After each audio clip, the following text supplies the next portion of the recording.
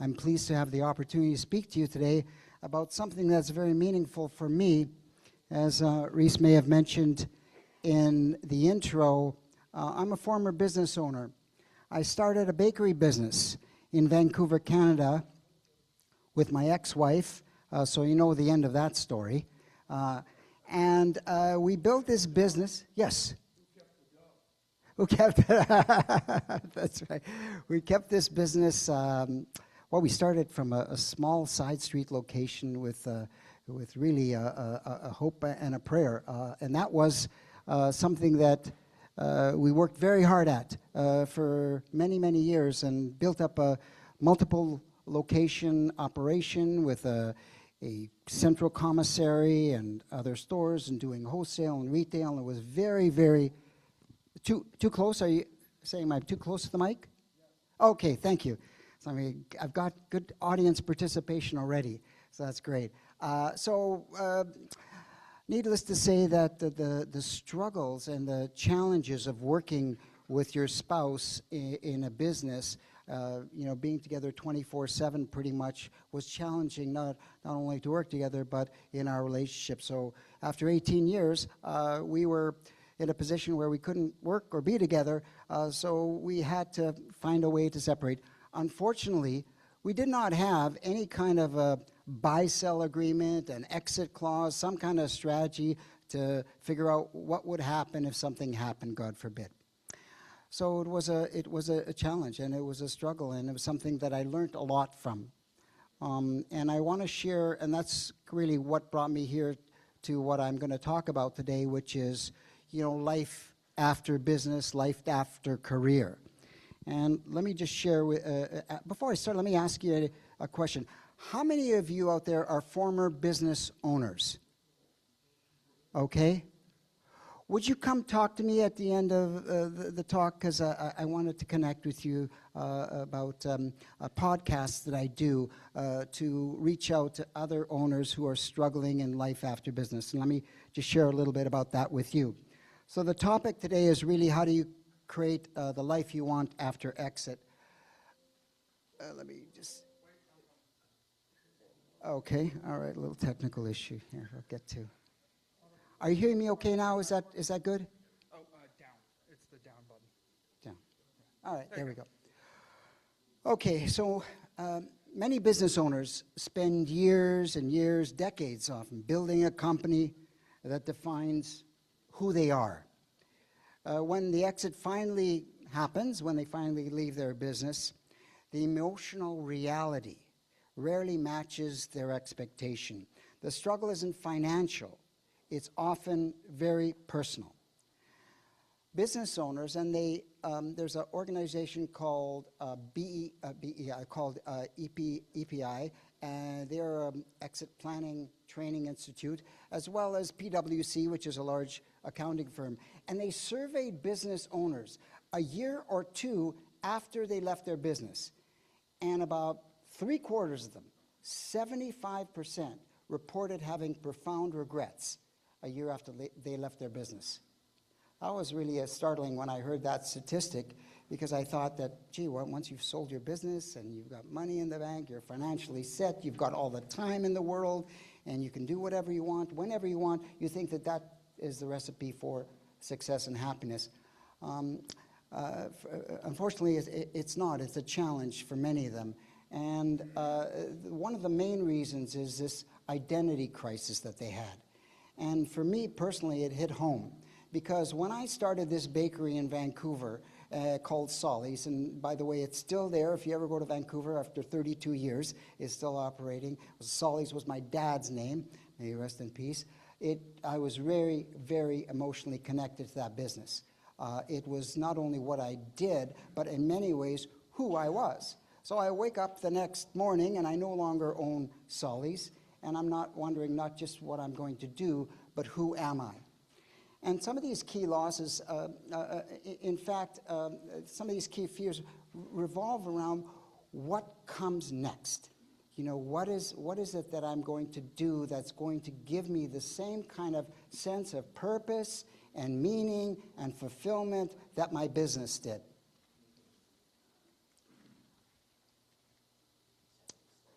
So we all hear about retirement. Retirement's a term that I often had struggled with myself personally. When I think of retirement, I think of someone tells me, "Oh, I'm going to retire for the evening." You know, so you're going to bed? What are you doing? Or I'm going to retire that piece of equipment.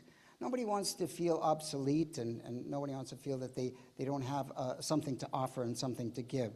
So there are these myths out there about retirement that I think many people who are looking at retirement have. And it's important to really identify what those are and maybe talk about what the reality is of these myths that are out there. One of them is that retirement is going to be an endless vacation. So as I said, you know, it's just like being on vacation all the time. Well, I'm sure many of you have traveled and been on vacation, traveled, you know, someone who's talked who's traveled all throughout Canada. You know, it gets tiring after a while, you know, living out of a suitcase and traveling in hotels, you know, that gets tiring. Playing golf, another thing. Well, I'm going to golf 5 days a week. I'm going to do this, I'm going to do that. Well, it turns out that there's such a thing as too much golf. So without a structured plan, this relaxation turns out quickly to be boredom and a lack of meaning. Myth number 2, I'll be happy once I stop working. You know, people talk about, you know, I can hardly wait to retirement. I've got another 2 years, I've got another 3 years, I'm going to retire, I'm going to sell my business. And when I stop working, then I'm going to be happy. Well, constant relaxation isn't enough. I know for business owners particularly, you know, going to and sitting on the beach, I could probably sit there for an hour and not that I'm looking for something to do. You know, that's not something that's going to be particularly relaxing. It's going to become boredom, and because there is a sense and a lack of meaning. Number 3, I just want to relax. You know, I've been working so hard for so many years. I just want to relax. I just don't want to do anything.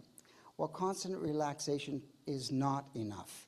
People need challenge. People need to contribute. People need to feel a connection to thrive. That's what people are finding out when they report these profound regrets that they're having in this period of life. Number 4, my finances are good, so I'm good, you know. So I've got the money I need, which gives me the freedom to do whatever I want, whenever I want. But it's missing the social and emotional readiness, and that's equally vital to a fulfilling retirement. Money involves financial problems, but it doesn't solve the purpose gap. My spouse and I, as number 5, want the same thing. I heard a recent story about a wife says, you know, my husband's retired, he comes home, he's home all the time now. You know, he used to be going away. She said, oh, look, I married you for life. I didn't marry you for lunch every day, you know. So, and I think I heard that maybe this group was started by a wife. Is that right? to get their husband out of the house? Not me, but it was. It was, okay. So the reality is that this time together, and I shared with you my own personal story about working and being in business together, what can actually be an impact in retirement as well. And I'll share some of the stats around that. But really, misaligned expectations with your spouse can cause serious conflict. You know, you need to have an honest and open conversation before you exit. So I know many of you are retired here, so maybe you know, I'm preaching to the converted or people who already have had some of these experiences, and I'm really wanting to learn from you as much as I'm wanting to share with you. But here's some of the other myths that people experience in retirement. I talk to business owners and I say, well, have you got an exit plan? You know, you started your business and you had a plan. You had a business plan for your business to grow, but yet when it was worth very little, or if all anything, and yet when you're going to leave your business, you don't have an exit plan. And many owners, they say, have about 70% of their net worth tied up in their business. So it just confounds me why business owners do not have an exit plan, or have a very loose, or don't have a documented plan. And I'll talk a little bit about that more, but really winging it or figuring out as you go sounds appealing, but transitions need to be intentional. You need a framework, and it involves you know, as it evolves. So you need some kind of a framework around that. Number 7, another myth is I don't need a new identity. Well, there's something here saying, you know, how many of you have had a profession, been a lawyer or a doctor or something like that? Any lawyers, right. So, you know, you leave your profession and, you know, what do? Well, I'm retired, you know, or I'm not doing anything now. I'm not doing. It is so important for us to feel that we know who we are in terms of we identify so much with what we do as who we are. That's fundamental. And so consequently, many people, professionals and business owners alike, struggle with this identity issue, as I said. Not so much what they do, but who they are. They've often shared that, you know, their business is their baby, or, you know, what they do for a living is who they are in many ways. They introduce themselves. Oh, I'm Joe Mark, I'm an exit planner. I'm Bob, I'm a lawyer. I'm Jack, I'm a doctor. So this idea of not having an identity that defined you for many decades, you just can't shed it and expect to feel whole. You need to actively build a new one. And myth number 8 is I'm too old for something new. Well, that's just a fallacy, because I think and I believe that this stage of life where you have a wealth of experience, you have the wisdom and knowledge of years of doing whatever you're doing, you have the time and opportunity to share and learn with others, help others, is such a great opportunity that can not only help you but help others as well. We talk about life as going from a period of receiving, where we're working and we're trading time for money most of our life, and then we're a period of time where we're feeling that, okay, now time becomes so much more valuable, obviously because we all have less of it to work with. So that means that how we invest that time is really important, and I want to talk about that a little bit more. So age is not a barrier for people. It's really some of the greatest assets you have right now, and the credibility that you've established. It would be a shame for that to be lost. Number 9, once I exit, I'll feel free. You know, many people feel trapped in their job or trapped in their business, and they feel like, you know, this is all I know. I know owners that I talk to them about retirement and say, you know, I'm not retiring, Joe. I'm just going to, I have no idea what I'm going to be doing, so I'm just going to stay here and work as long as I can. And that's fine. It's not a plan necessarily, but it is risky. You know, things can happen. We have health issues that come up. We have unsolicited offers. We have something that happens that changes the economic environment. You can't really rely on just your own. We're not in control, as we all know. We have certain amount of control that we have over life, but, you know, things can happen in an instant that can change everything. And finally, 10, retirement is the end of my productive life. Well, that's probably the most damaging myth that I've heard. Your next chapter, your next act can be just as meaningful and productive as what came before. It's just different, that's all. So what are the 4 core challenges in retirement? As I mentioned, identity crisis. And I think particularly men, maybe women have more of a social network through their life, but men particularly have challenges with identity. Who am I without my business? For most owners, their company is their identity, and losing that anchor can be disorienting and painful. Loss of purpose. You know, we have, we think that our job is what we do is provides purpose, and it does to a certain extent, but what's behind that purpose is the meaning, the sense of meaning. You're doing something not just to make a living, you're doing something because it is meaningful for you, and that's what's really important to understand. So purpose that once came naturally through leadership and through problem solving must be more consciously sought. Social isolation, that's another thing that many former owners and other people struggle with in this period of time.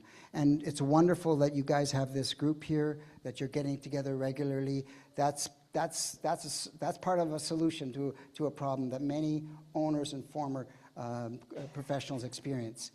They're home. Many of their friends, colleagues, clients, whatever, were part of their whole social network.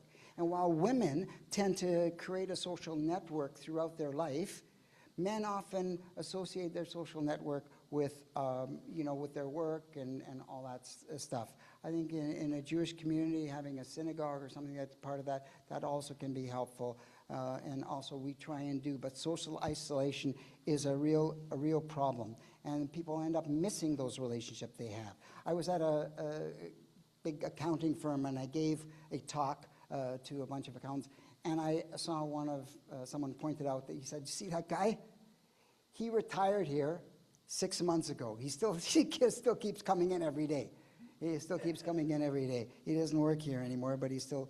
And finally, lack of structure. While this idea that having a open calendar, with I can do whatever I want, whenever I want, I've got the whole day, whatever, can sound appealing, it's kind of like going to a restaurant that's got a 25-page menu, and you're kind of, you don't know what to order, you don't know what to order. So these are challenges that people face in court challenges, people face in retirement. So what's the outcome of that? What is the actual outcome of these core challenges that people face?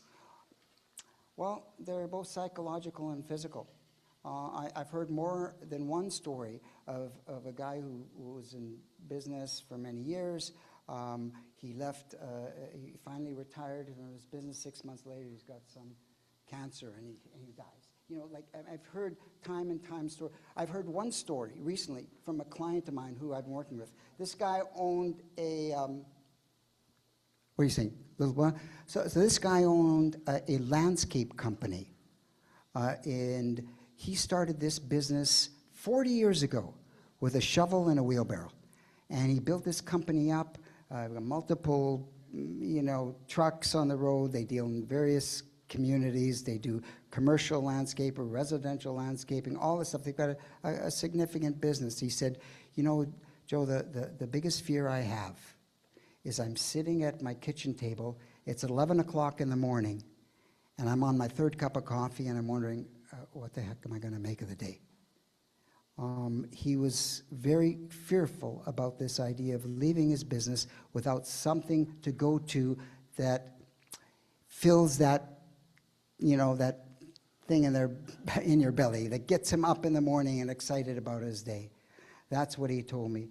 And he told me, I met somebody at a conference. He was on a board. He was volunteering on a board of other landscape professionals. And the guy came up to me. He says, "What are you doing?" He says, "Oh, I'm working with this guy. He's helping me plan for my retirement, my next act, as they call it." And he says, "Oh, that's really important too. I'll tell you a story." He says, "I owned a landscape company, and a private equity group came in. They wanted to buy the business. They offered me $10 million. I said no.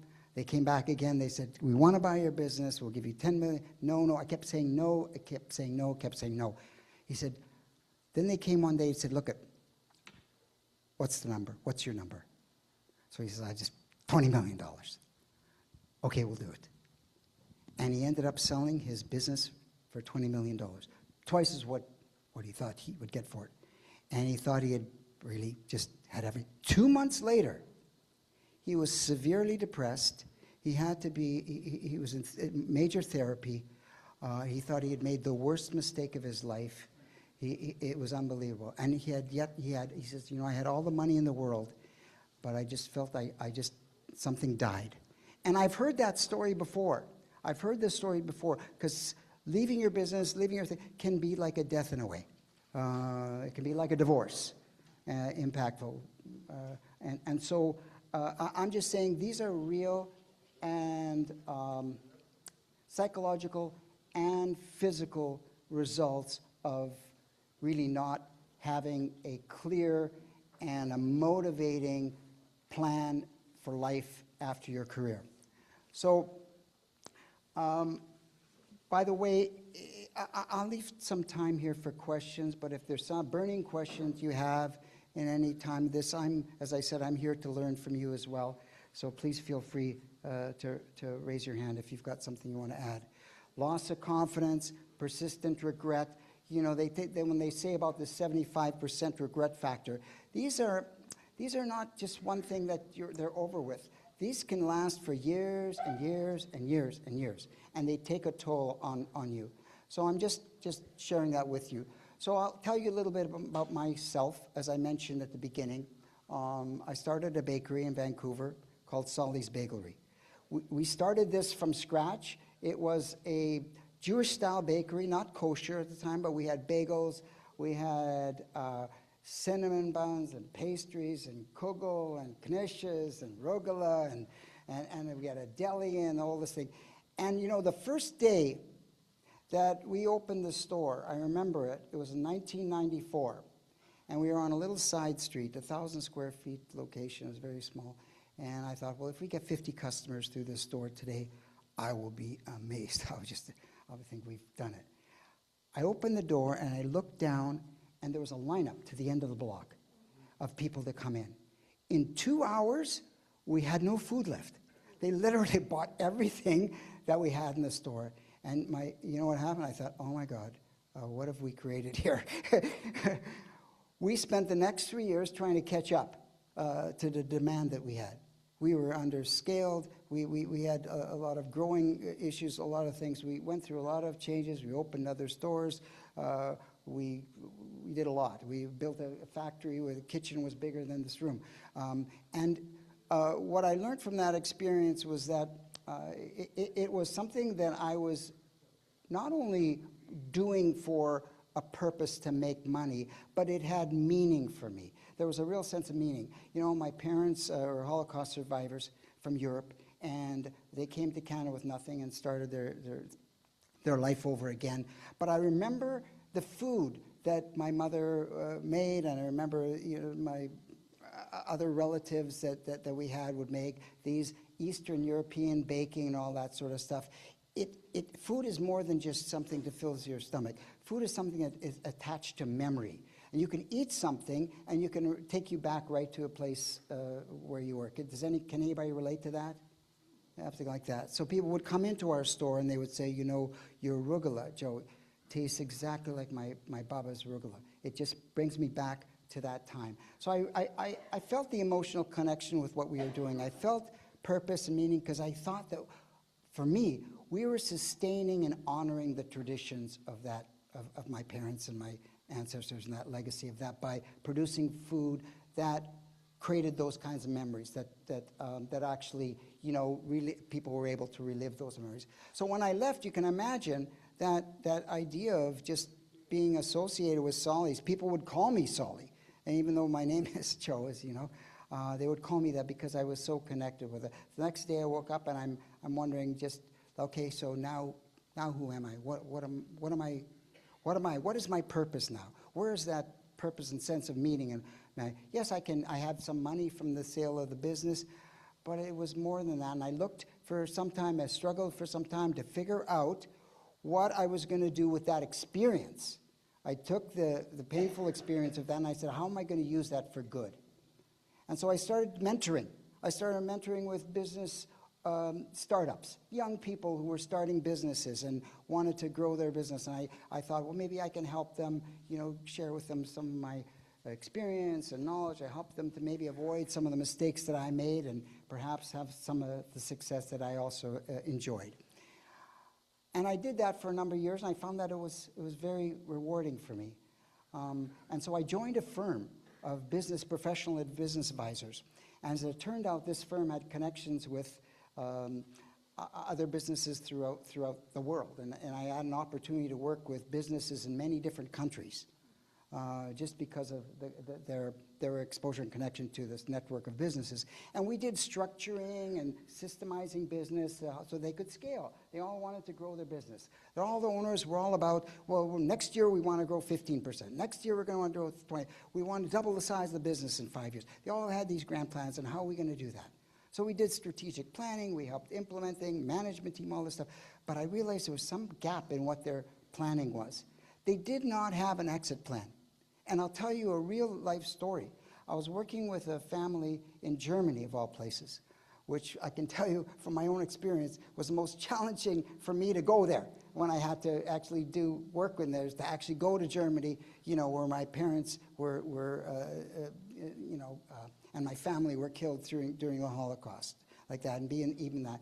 But I went there, and this woman, her husband had a business, and I didn't even know this kind of business existed. They did temporary road surfaces. So they sell and rent temporary roads. Does anybody know what that might mean?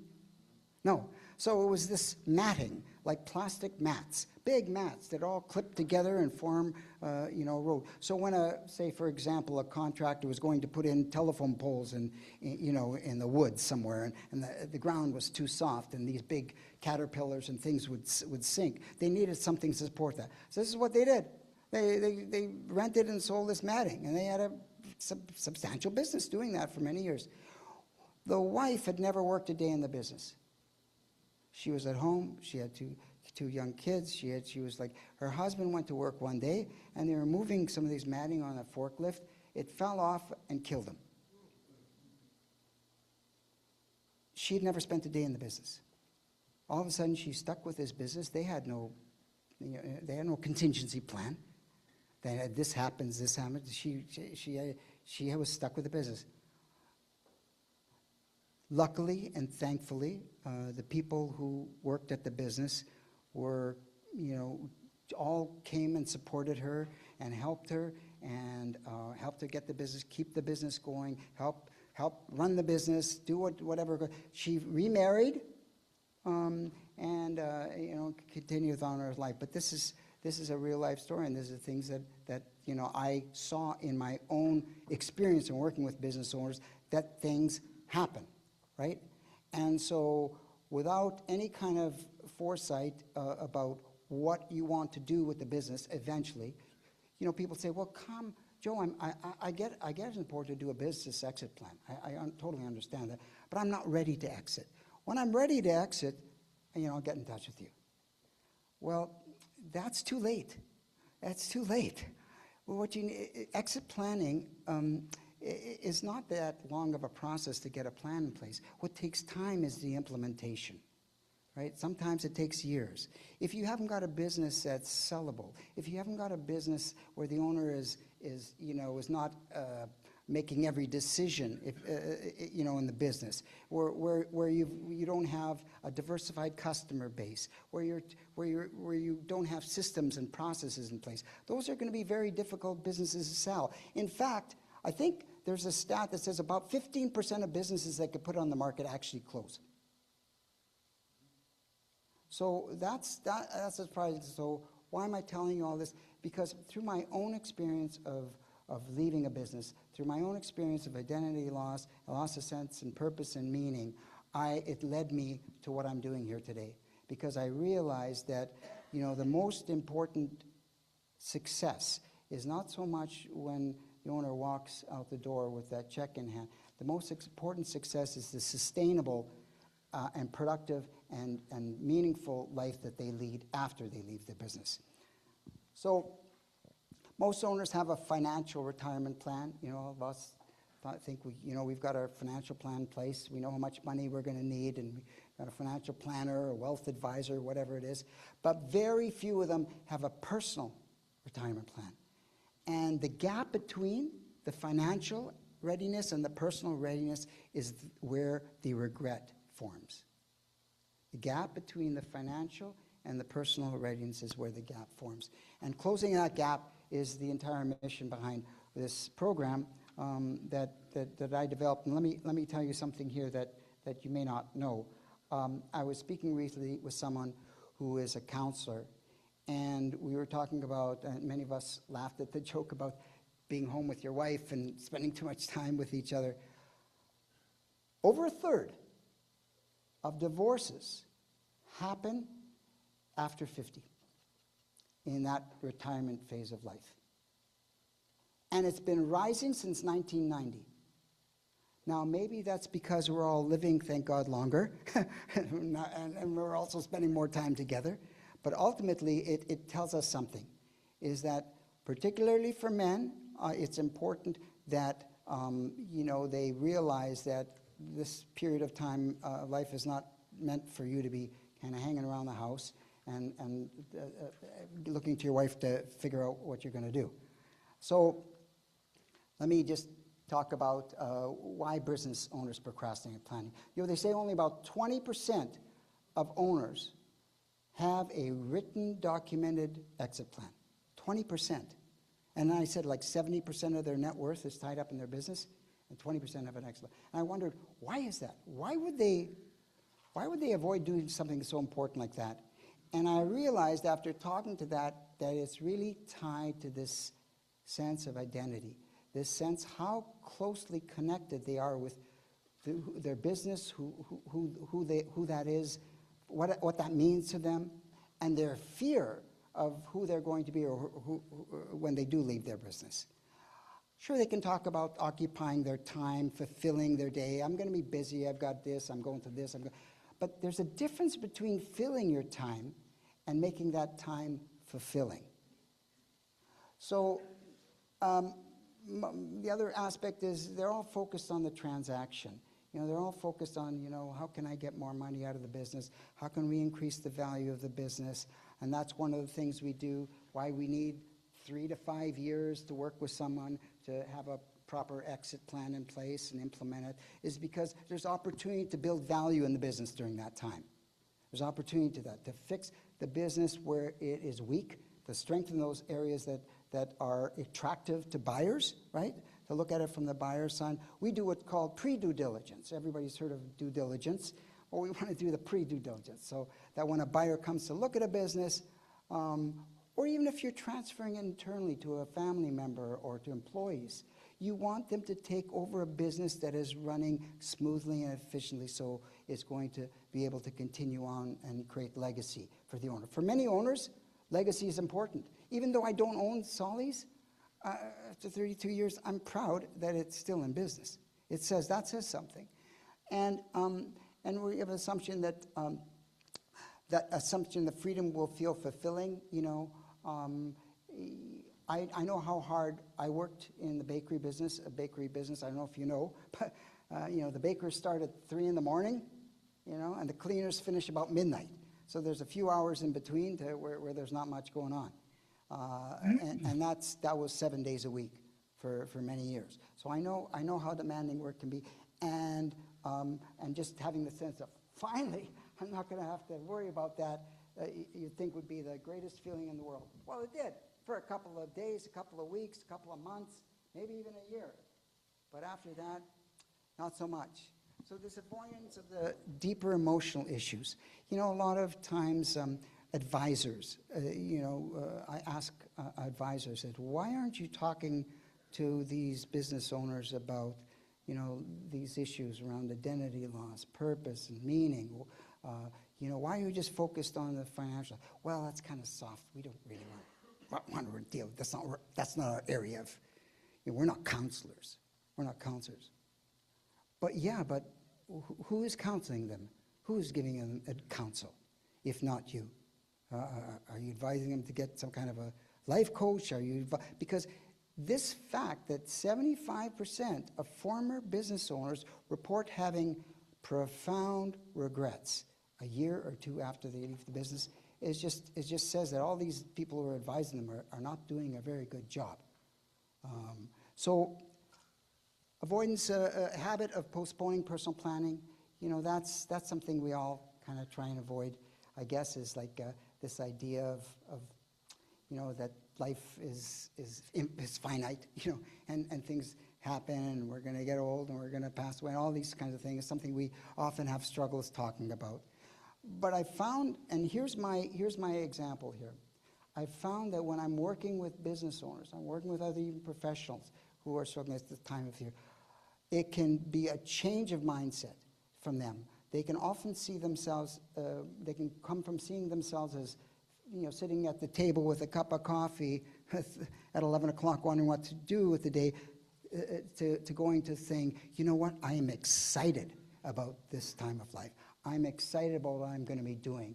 I'm going to be, these things that I finally understand who I am beyond the business owner, beyond the lawyer, beyond the doctor. I finally say who I am at the core and what I can do to make a difference in the world.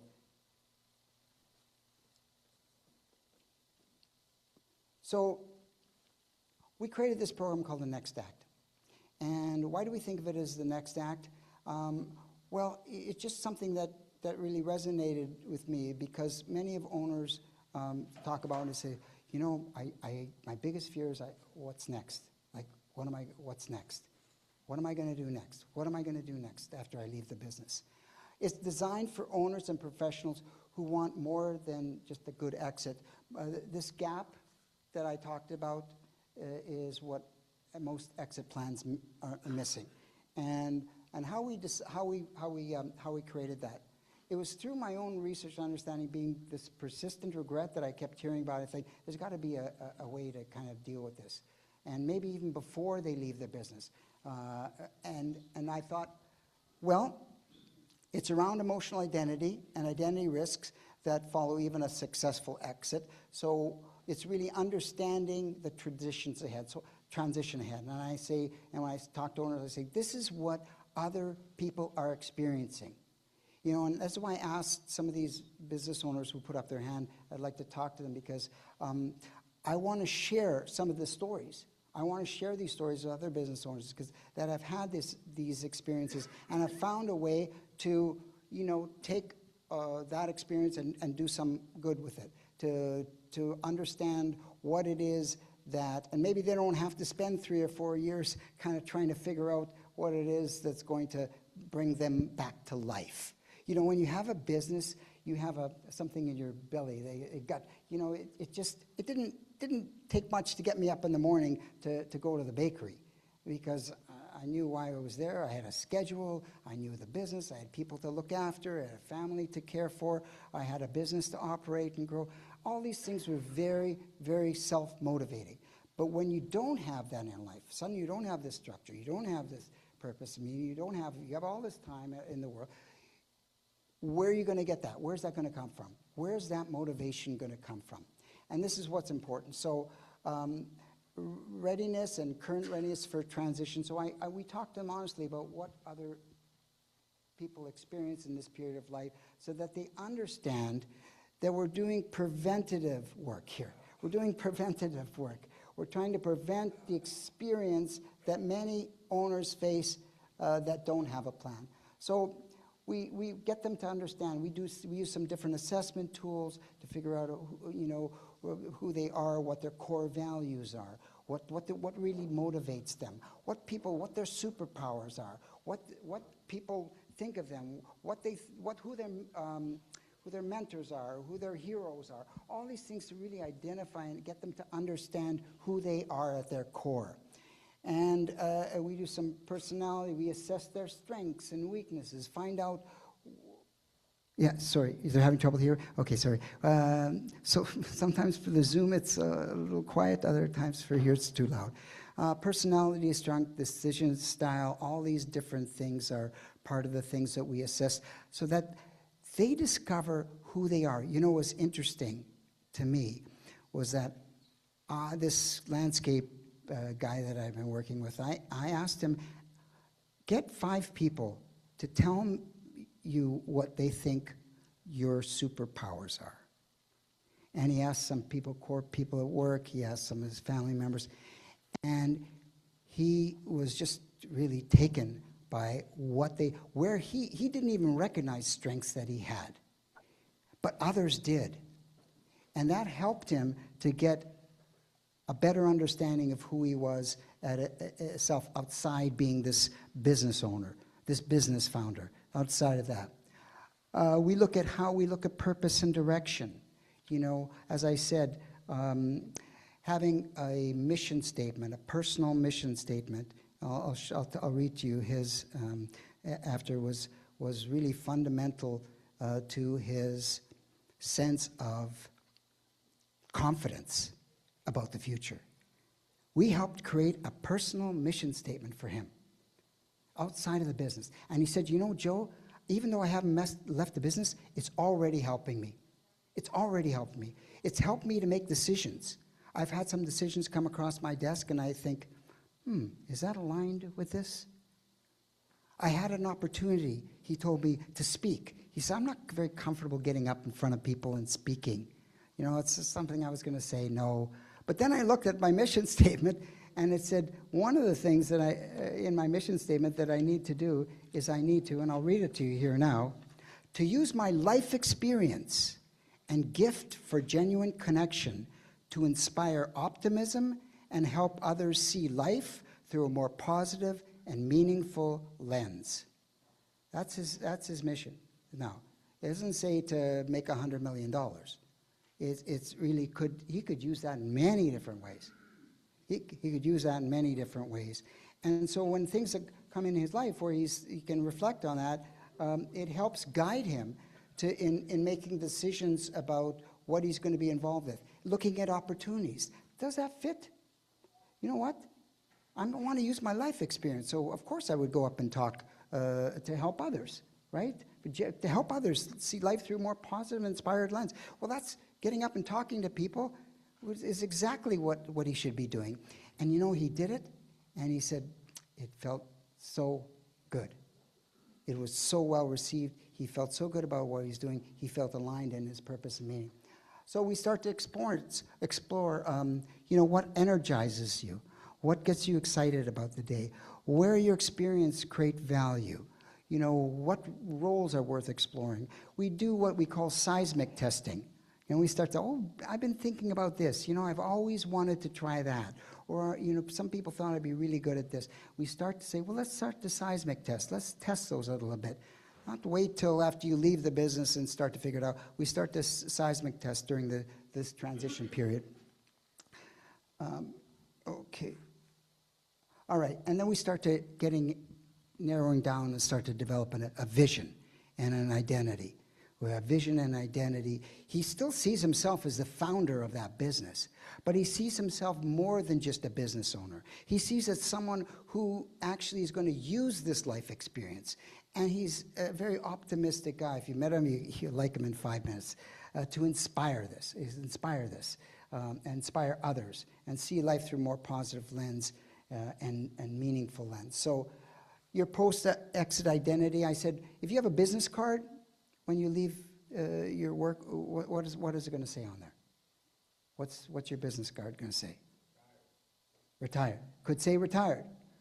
It could say something. Could say anything. But we help them to kind of develop something that's going to say who they are in a sense. You know, it's going to be something that's going to help carry them forward through this period of life where they feel they're not someone who's, I don't do anything. Oh, that's what I mean, you don't do anything, you're not contributing, you're not making a difference, you're not helping others, you're just looking after yourself.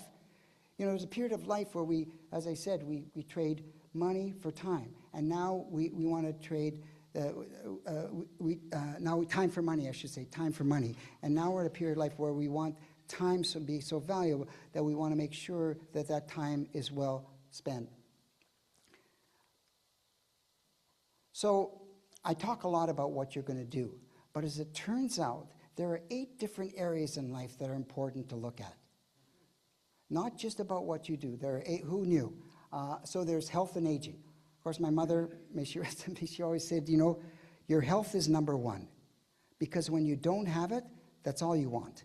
So you've got to look after your health and well-being. So that's got to be part of the plan. So we develop a plan. What are you doing to stay healthy? What are you eating? How are you sleeping? Are you exercising? Are you doing whatever you can to stay healthy? Because that's going to allow you to do anything else you're going to do. That's number 1. Number 2, profession. Okay, so what are you going to be doing?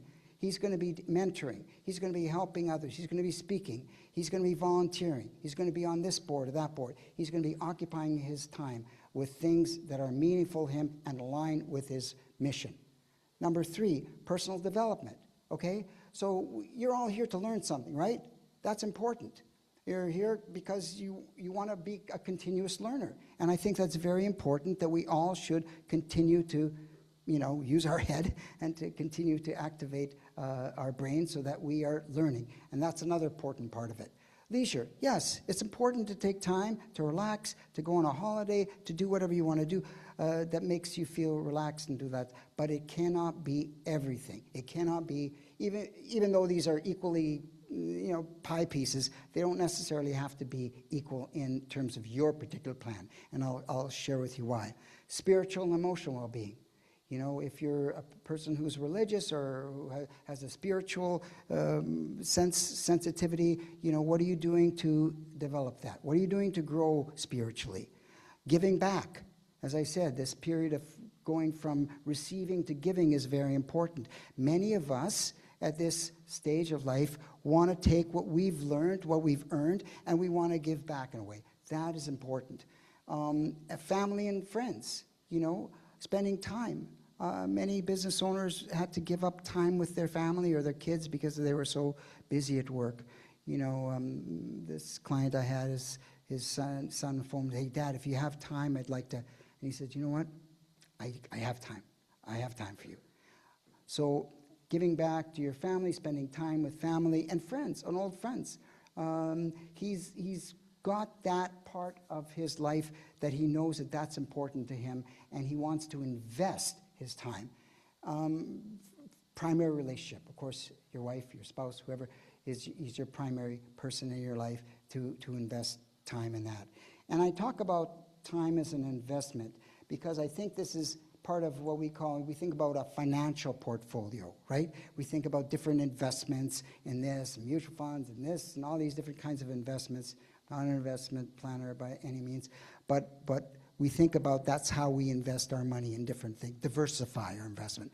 We also need to diversify our time, which is a very valuable asset, okay? So what we do is we actually start to set some goals with our clients. We start to say, okay, so how important is it to you, the spiritual part of your life? So how much time do you want to invest in that a week?